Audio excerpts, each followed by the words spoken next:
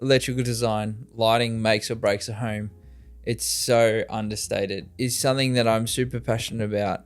I love architectural lighting. When it's done right, the house feels completely different. And I think it's really important to talk about it because it's such an underrated thing in a home. It's not just the lighting design, but it's also the electrical design. A lot of people don't consider electrical at the start of a build, and it's so important. It's not like your plumbing, your plastering, your painting, your tiling, everything. You need a really good relationship with an electrician. There's so many variables with builds now, you know, 3-phase power, battery solar, EVs, how many ovens and induction cookers and heat pump hot waters and how many air cons you're having and things like that you need to consider within a home. And it's so important that you've got the right amount of power. It's so important that you've got everything right, because when it goes wrong, it goes horribly wrong. So today we've come down to EST Lighting in Richmond to see James. We've got our plans ready to go. Their products are just second to none. So be it their distributed products or their own products, they're super reliable, warranty's always good, and the staff are always amazing. James always has answers to my questions, and yeah, we've pushed the limits together a lot. So yeah, they're a great supporter of Prior Connections, and I'm a great supporter of them too. So.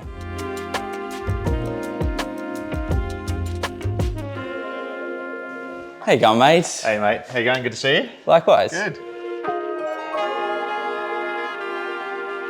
Let's talk LED strip. I know there's some new stuff on the market. Traditionally, we just use the normal extrusion, uplight things, done it in bars before where we have a downlight and uplight, we light the bottles. But I know there's some different stuff available now. Do you want to run me through some new options? Come over here and take a look at what we've got here. So we've set up basically a kitchen arrangement, and in this case, we're showcasing our bar. Yep. And there's about 6 different strips here. So let me turn some on and off and show you the difference. So we'll start with the first one, which is probably the most important one. This is for your task lighting. Sure. So this one here is a typical strip. It's 20 watts a meter in this case. Yep. But the biggest mistake a lot of people do is they bring that strip to the back of the bench. If you bring it back here, you get a massive hotspot along here. Bringing it out to the center where you can allows that to give you a nice even wash all the way down, and then gives all your task lighting right here where you need it. Sure. So in the bar, we'd need that for making our drinks. Yep. But then, you know, traditionally I'd use that same strip here, which would wash the front, but then you wouldn't be able to see what was at the back. So yeah, it feels like you've got some sort of washed. We do. We have a little guy here, which is our Mac Wash. And that's a fairly new product for us. Yeah, right. And that one's designed to be placed at the front and washed backwards. And I'll show you what it does. So that's now just shooting back and lighting all those bottles. Yeah, that's awesome. From that point. And this all depends on what you're lighting. So whether it's a bar or if you're lighting knickknacks or whatever it is. Yeah. That's a really good way to get light to just about anything. And then it's all about placement. So you can, how you place things. The second one I've got is the exact same strip that's running through the middle. Now watch what happens when I put that on as well. You get that extra boost and sparkle through those bottles. Yeah, yeah. But of course you wouldn't do that if you're displaying maybe books or something like that. It's going to be solid, it's not going to go through the bottle. So, and then at the back we've got a bit of a highlight. Really want to highlight and make it a bar. That's, you know, that's that little bit of eye candy. Yeah, yeah. No, I like this. You got my head spinning on this. What I can use with this. Awesome product, mate. Yeah. It's great. And that's even in a robe with like use it watches, in robes, all sorts of stuff. Bags, all sorts of things. No, that's awesome. Yeah. And the other big thing that we can concentrate on is when the shelves are head height, those strips should go in the top, looking up, so you don't look up and see it. Yeah. Well, yeah, from a visual, that's even better. Yeah. Good? Yeah, sweet. Sign me up, 100 meters. I wanted to keep the front living room relatively sympathetic to the front of the house. And I think my set has that really sort of kitsch, can bring in 50s, 60s vibes through some of their fittings. Yep. I love the djembe. I think especially being 50s, 60s, there was never really pendant lights. They were always on the ceiling. So I just had in my head that we needed to use the djembe ceiling mounted. It's a great choice, especially for lower ceiling where you might want the sense of a pendant, but it's not. Yeah. It's, it's attached to the surface with 2700 high ceiling. Yep. Yep. It's a great way to get some light, and I'll turn it on and show you because it uses an indirect light source. So you'll see that even that now is just using all the reflected light. Yeah. And it's really, really comfortable to be under. Very. And when that's in your space, it just gives you this beautiful zone and comfortable zone. No, I love it. Yeah. Love it. It's going to bring a lot of mood to that front. Absolutely. Sure. Yeah, and it's a classic shape, so it's not going to date in a hurry. The texture is lovely. I love the colors. The colors are very, again, very 50s, 60s sort of vibe. So, I think that'll work perfectly. Good. We're in here talking about the in-ground. The in-ground for your stairs is an option. So we do this quite a lot where you have this beautiful sculptural stair. Yep. And especially with your case, you've got some texture on that. So by putting this, it's an in-ground uplight for outdoor, but it's very low profile. So we can pop that in the floor and then have this wash up through that stair. They look amazing. Really, really beautiful way to light it. You literally have to be standing on top of it to get the glare, but from this angle with the honeycomb, it just cuts out the glare and you just get the effect of the light. That'd be awesome in the floorboards. Yeah. Yeah. Yeah, really, really neat. Full glass front, and you'll get the effect right up to the ceiling. Yeah, wow. It's hard to envision, but I like it. I'm gonna run with it. Trust me. So we've used the Murby heaps Yeah. on previous projects. Love them for face level lighting, but I'm looking to go, they've just been done. They're a bit boring for me. So Fair enough. I love them still, but Yeah, I think we just need something a bit more special to elevate the space. These are great practical lights, but They are. It's perfect for exactly what you said, the face lighting and things like that. But if you want to take it to the next level, a little bit more special, then the next one you sort of look at is something like this. This is the port. It's from Racumba. It's made here in Australia. yeah, right. And that's a full crystal face, and you get this similar effect with the light on the face, but it's just got the little details that make it look That elevator, definitely. extra special. Yeah, Definitely. I think this could be an option. yeah, it's amazing. I've got this wild idea. Tell me.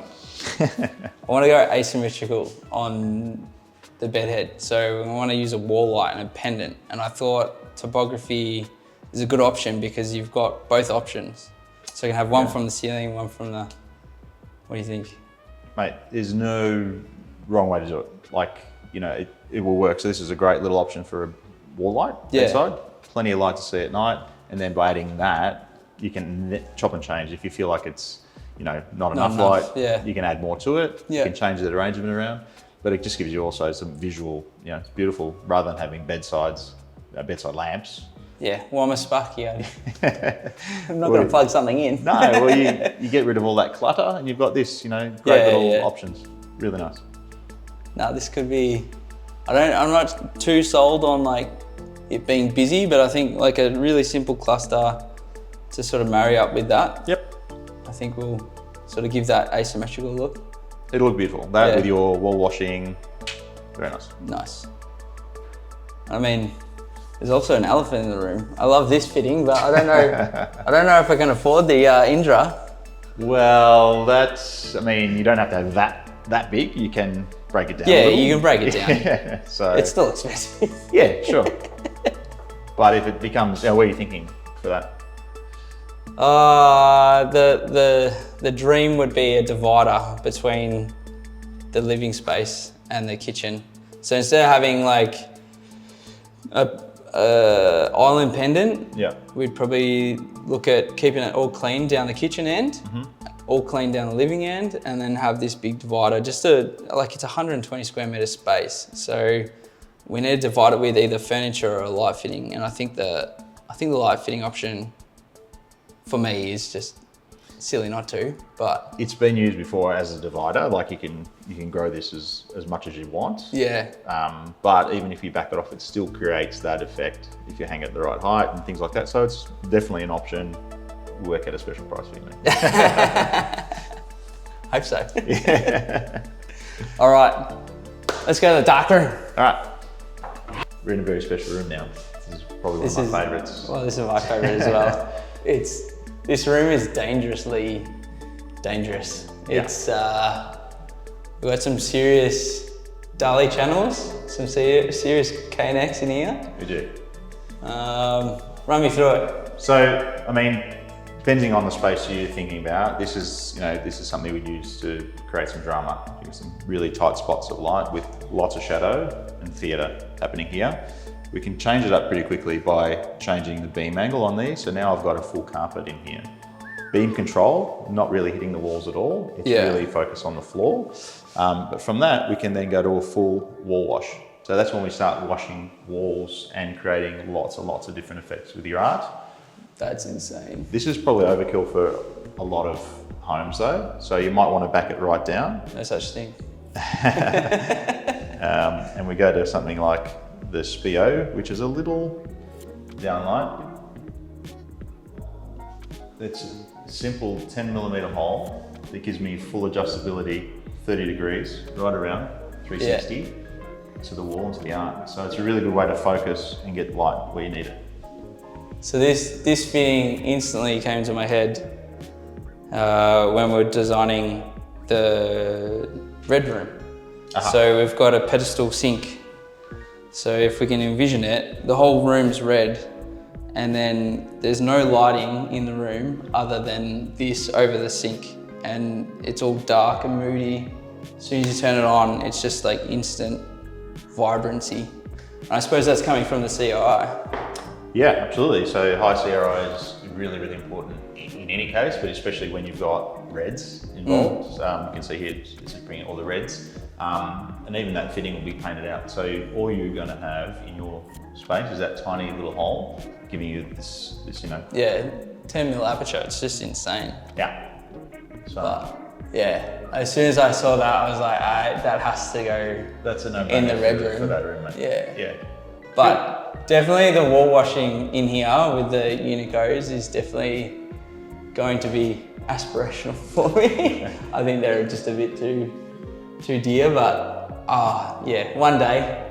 There's other ways we can do it, and XL have a similar product. It doesn't have to be a Unico. They use the same tech in some of their other fittings, so I can talk to you about that. Yeah, let's have a look at that. Let's nerd out about lighting. This is my favourite room. Okay. We've got so many different options of lighting in the one space that you can really see the differences. Yeah. So run me through what we got here and then what we got there. Okay, so this mannequin's sort of showcasing our entry-level downlight, for example. That's our hoop deep fitting. Really nice glare control. So the fitting's deep recessed to avoid the glare. On top of that, you can add additional glare control, and this one doesn't have it. But I guess what I ask you to look at is how much light's getting to the mannequin and to the shirt, even to the floor, versus the light over here, which is just your typical, sort of budget light that we just never sell because it's so glary, commonly referred to as like a pancake downlight. Yeah. So glary, all the light gets trapped up there, and you can see on the difference on the mannequin's t-shirt. Yeah, it's really just not there. Showing light, then the floor, super glary. The more you kind of look at that, the more uncomfortable you'll feel. Yeah. The funny thing is that they're both exactly the same wattage, so 10 watts versus 10 watts. Yeah. So you can't really compare wattage now with downlights. It's all about what you're getting out of it, beam control, glare, comfort, all sorts of things. And the biggest one on top of all of that is color and the color rendering. So, well, you can see between the two red t-shirts. I mean, red for CRI is really hard to... It's the hardest color. Yeah. So when we've got this t-shirt that is so vivid in color, and then this t-shirt almost looks maroon in comparison, where they're actually red t-shirts. So it's it's a huge, pretty drastic. It's a huge thing. Something we always try and communicate to our designers as well. The architects and interior designers coming in, picking all these amazing fabrics and curtains and furnitures and things, and they're not getting the true colours at the end of the day. Well, something like that. If you've got beautiful even artwork, you've got this $100,000 art piece that's lit by a $10 downlight. Yeah.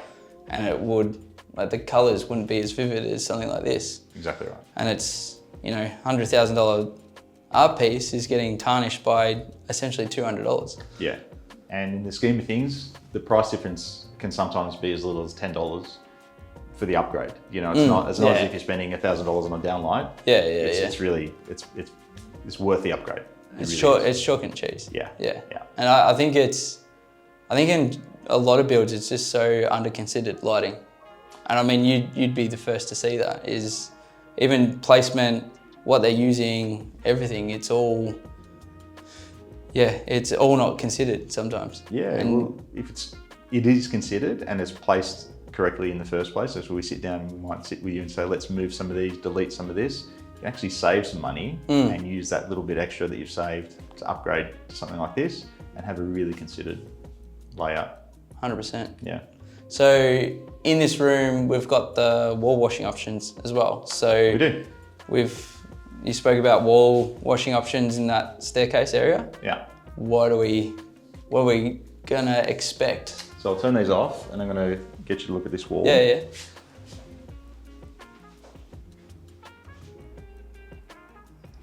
So now I'm turning on a single wall washer. You can see there, that's essentially it's a metre out from the wall. Yep. So there's a sweet spot of 800 to a metre off the wall. Yeah. And what it does is it gives you a nice clean line of light right across the top, and it's getting all the way down to the floor. And almost stops at the floor too, which is super clean.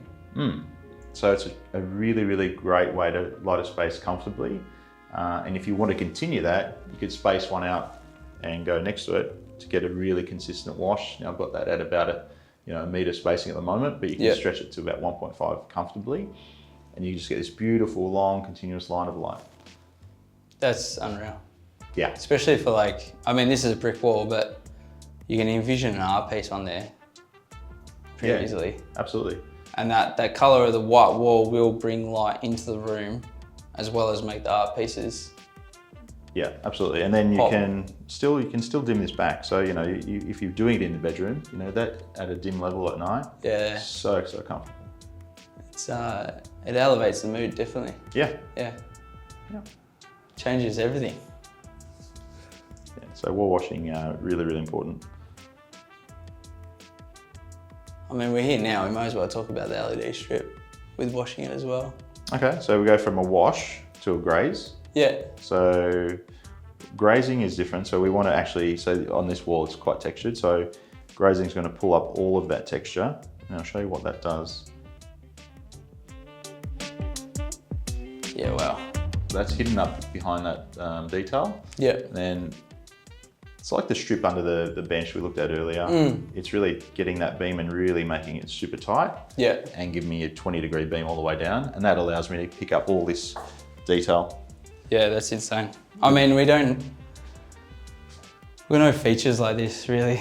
Yeah. through the house. I mean, I could probably use it in the Venetian room to sort of take that texture of the Venetian, but at the same time, it's quite flat. Yeah. It's not like a brick wall where you're getting that depth. So I go back. Yeah, very cool. It's very cool. I mean, you'd never do this on a plaster wall because... Yeah, or you'd see the butt joints. You're going to see your joints. You'd have to level 5 it for sure. So I'll go back to the wash and show you the difference again. So the wash is, because it's further out, it's actually washing back in. So it's filling those gaps. Yeah. This is certainly not a flat wall. So you're going to start to see this still, but you can see the difference. It's definitely, they both have their pros and cons, I guess. Absolutely. Yeah. All right, Mitch. Good stuff, mate. Thanks again for showing me around. Pleasure. No worries, mate. It's always such a pleasure to see what you've got here. There's so much here. It's so hard to get your head around how to implement it all because there's just, how many fittings you got here? Like 600 or 700? About 700 addresses. But I think the options we talked about will be great. And there's no perfect solution, but have a chat and we can do some tests and all sorts of stuff. Yeah. I think we need to do some tests with some of those wall washers. Yeah. I think that'd be pretty cool to see what they do and even that uplight to see what it does. But yeah, I think the CFO's got to sign off on a lot of it, but we can get that through, I think. Done. So, all good. Worries. All right, good stuff. Legend. If you enjoyed this video, head over to our YouTube, Beyond the Materials, and like us for a follow.